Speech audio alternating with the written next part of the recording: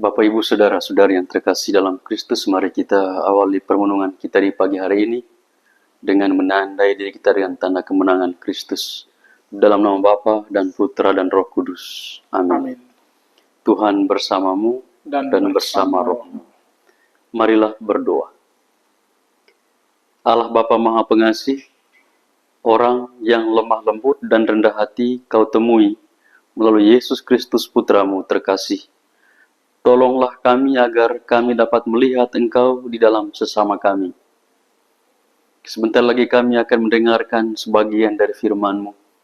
Utuslah Roh Kudus-Mu menerangi hati dan budi kami, agar kami dapat memahami sabda-Mu dan mampu melakukannya dalam hidup dan karya kami. Dengan pengantaraan Tuhan kami Yesus Kristus, yang bersama dengan Dikau dalam persatuan Roh Kudus, hidup dan berkuasa Allah sepanjang segala masa. Amin. Tuhan bersamamu Dan bersama rohmu. Inilah Injil suci menurut Matius. Dimuliakanlah Tuhan. Yesus berkata kepada imam-imam kepala dan pemuka-pemuka bangsa Yahudi, "Bagaimana pendapatmu? Ada orang mempunyai 2 anak laki-laki. Ia pergi kepada yang sulung dan berkata, 'Anakku, pergilah bekerja di kebun anggur hari ini.' Jawab anak itu, 'Baik, Bapa.' Tetapi ia tidak pergi. Lalu orang itu pergi kepada anak yang kedua dan berkata demikian juga. Dan anak itu menjawab, 'Tidak mau.' Tetapi kemudian ia menyesal lalu pergi. Siapakah di antara kedua orang anak itu yang melakukan kehendak ayahnya? Jawab mereka, yang kedua. Maka berkatalah Yesus kepada mereka, 'Aku berkata kepadamu, sesungguhnya pemungut-pemungut cukai dan pelacur-pelacur akan mendahului kalian masuk dalam kerajaan Allah.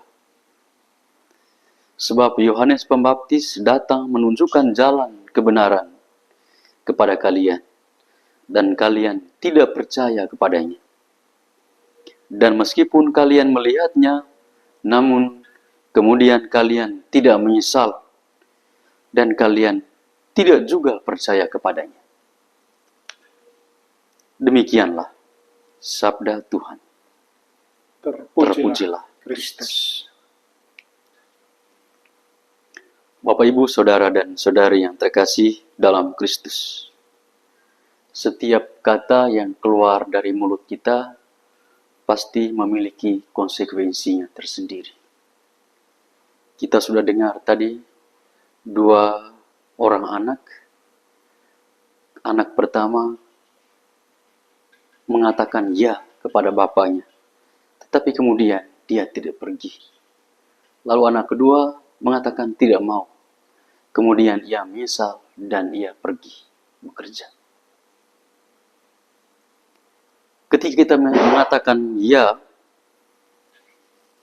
itu akan membawa peluang bagi kita untuk tidak melakukan sesuatu. Karena segala sesuatu kita anggap, baik-baik saja. Saya tidak pergi juga pasti dia tidak akan marah. Dan dia tidak melakukan. Sementara yang kedua, dia tidak mau kemudian menuntut dia untuk berpikir, mengapa saya tidak melakukan? Kemudian ia menyadari dan menyesali. Lalu kemudian ia tunduk dan taat pada perintah ayahnya. Dan dia pergi melakukan pekerjaan itu. Bapak, Ibu, Saudara dan Saudari yang terkasih dalam Kristus. Terkadang itulah pengalaman-pengalaman hidup kita. Ketika kita mengatakan percaya kepada Tuhan, tetapi toh kemudian kita tidak mampu melakukan kehendak-Nya. Tidak mampu menjadi saluran berkat bagi sesama. tidak setia mendengarkan sabda Allah, apalagi melakukannya. Tetapi kita mengatakan percaya kepada Tuhan. Kemudian ada juga orang yang setia kepada Tuhan, namun ia juga konsekuen dengan apa yang dikatakan, selaras antara kata dan perbuatan. Dan itulah yang dikehendaki oleh Tuhan. Sehingga Tuhan Yesus dalam bacaan hari ini mengatakan dengan tegas dan jelas bahwa sesungguhnya pemungut-pemungut cukai dan pelacur-pelacur akan mendahului kalian masuk dalam kerajaan Allah. Karena apa? Dalam hidup seringkali orang-orang ini dilecehkan, dijauhi, dikhianati, dicemoohkan, disingkirkan, tapi kemudian mereka menyesali perbuatan-perbuatan dan setia menjadi pengikut Tuhan. Orang-orang seperti ini akan dicintai oleh Tuhan dan masuk dalam kerajaan Allah, daripada orang yang mengatakan setia ya untuk Tuhan tetapi tidak mampu melakukan, tidak mampu menghayati hidup imannya akan Tuhan. Maka Bapak Ibu saudara-saudari yang terkasih, mari kita belajar setia dan rendah hati. Setia mengakui dan mengikuti Tuhan sebagai sumber kehidupan dan keselamatan kita, tetapi juga kita harus rendah hati, mengakui bahwa kita ini orang berdosa, yang seringkali kita tidak setia mengikuti Tuhan. Kita berguru kepada Tuhan Yesus, memohon rahmat kekuatan darinya, dan kita semakin menyadari bahwa kita ini rapuh, dan terus menyesal segala dosa dan salah kita. Kita pun setia mencarinya sebagai sumber keselamatan kita satu-satunya. Karena itu di masa penantian ini, di masa Advent ini, kita diajak oleh Tuhan untuk membuka diri kita, membuka hati kita kepada belas kasih Tuhan, agar kita mampu menghayati hidup kita sebagai orang Kristiani sejati, mampu menerima Tuhan sebagai Sang Juru Selamat dalam palungan hati kita.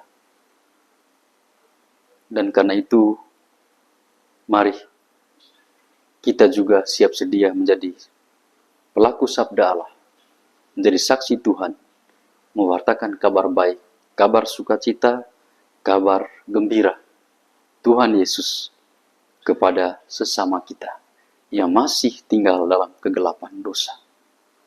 Terang Tuhan senantiasa menyertai kita semua.